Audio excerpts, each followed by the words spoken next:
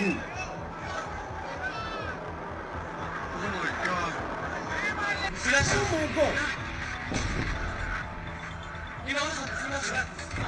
What is that iron do?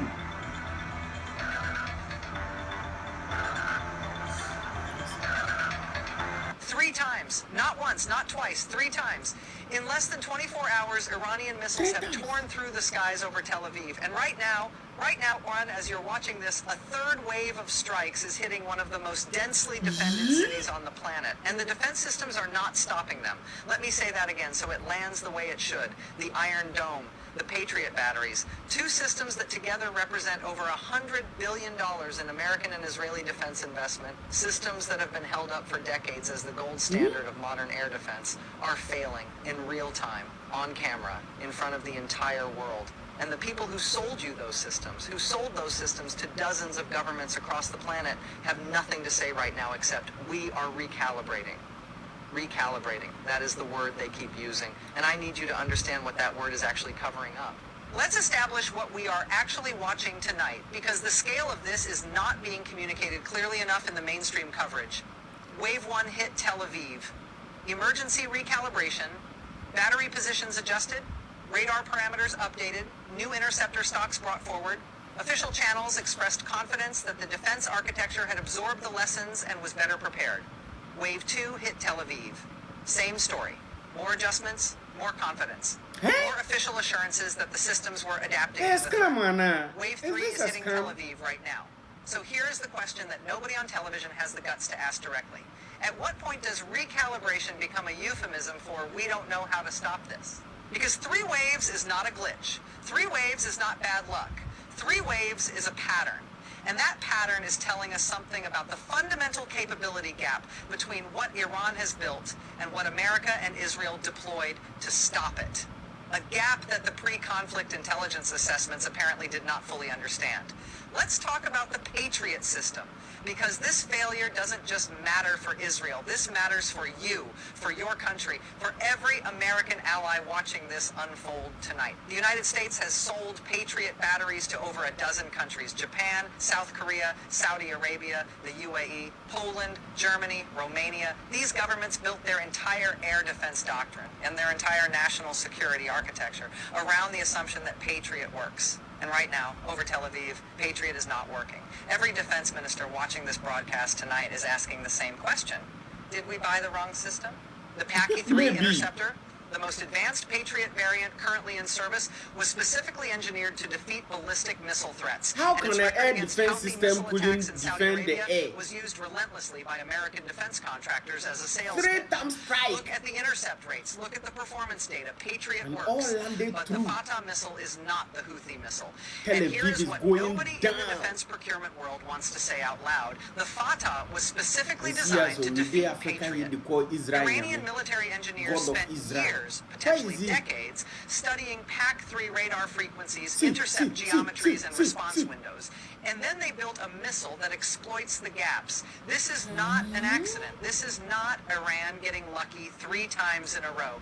This is what a peer-level adversary looks like when they have done their homework.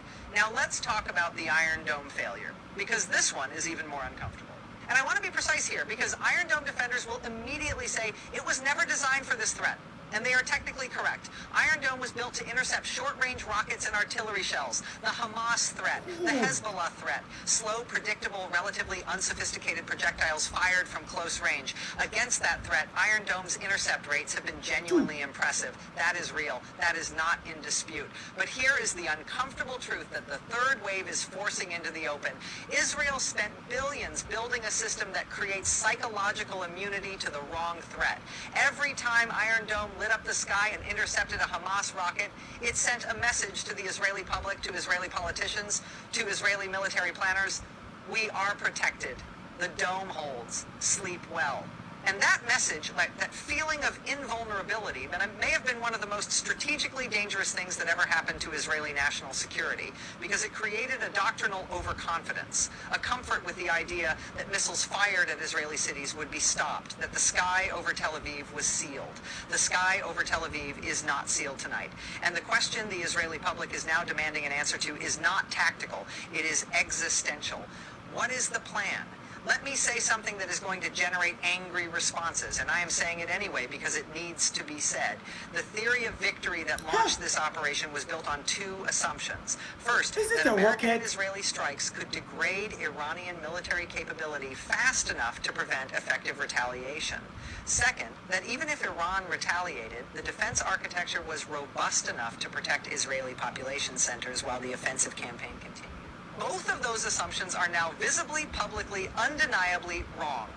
And if those assumptions were wrong, if the intelligence that underpinned this operation was this far off on something as concrete and measurable as Iran's Fatah inventory and its ability to penetrate Patriot, then I want to know who signed off on those assessments. I want to know who looked at the intelligence, looked at Iranian missile stockpiles, looked at Fatah's documented capabilities, and then briefed Congress and the American public with the message that this operation was low risk, controlled, and weighted so overwhelmingly in America and Israel's favor that the downside scenarios were manageable. Because tonight, Tel Aviv is absorbing its third hypersonic bombardment, and manageable is not the word I would use. Oil, economics, and domestic politics, rapid fire. And while Tel Aviv burns, let's talk about what this means for you at home. Because this conflict doesn't stay over there, it never does. Oil is pushing toward $100 a barrel. The Strait of Hormuz situation is not resolved. Every extra dollar on a barrel of crude is a direct transfer from your wallet to the consequences of decisions made in briefing rooms you were never invited into. That is not abstract. That is your gas station. That is your heating bill. That is the price of everything that moves on a truck. And now with American-supplied defense systems failing on live television for the third consecutive night, congressional hearings are coming. Opposition attacks are coming.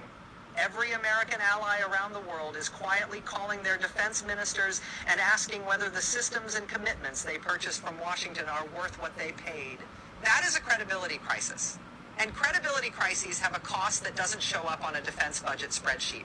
It shows up in alliances that quietly drift, in procurement contracts that quietly redirect, in the slow, invisible erosion of the assumption that American military technology is simply better. So where does this go from here? There are three paths, and none of them are good. Let me be honest about that.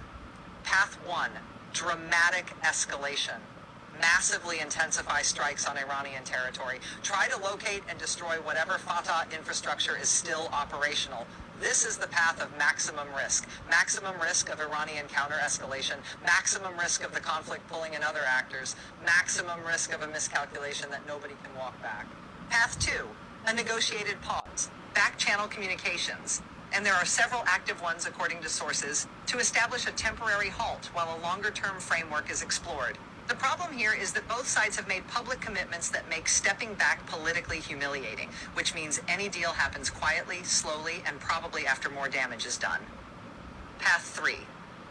The option nobody is discussing publicly, but that the military math is starting to make unavoidable, acknowledging that the original objectives of this operation need to be fundamentally reassessed, not adjusted, reassessed. Because if Iran can sustain this level of retaliation indefinitely, then the theory of victory that authorized the first strikes is no longer operational. It has to be replaced with something else. And here's the honest, uncomfortable reality. Nobody in Washington or Tel Aviv has publicly said what that something else looks like.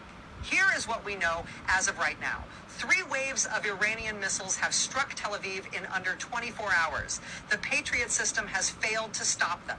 The Iron Dome, built for a different threat and overwhelmed by this one, has failed to stop them.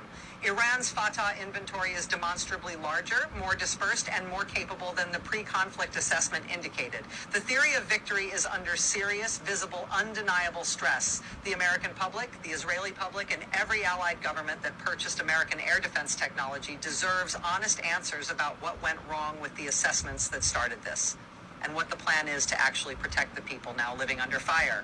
Not managed answers, not calibrated answers, honest ones. We are not leaving this story. We will be here every confirmed development, every diplomatic signal, every military movement. The moment it breaks, you will hear it here first. If this coverage matters to you, but then after tonight it should, subscribe, share this, because the people in power are hoping the news cycle moves on before the real questions get asked. We are not going to let that happen. Stay with us. This is not over, not even close.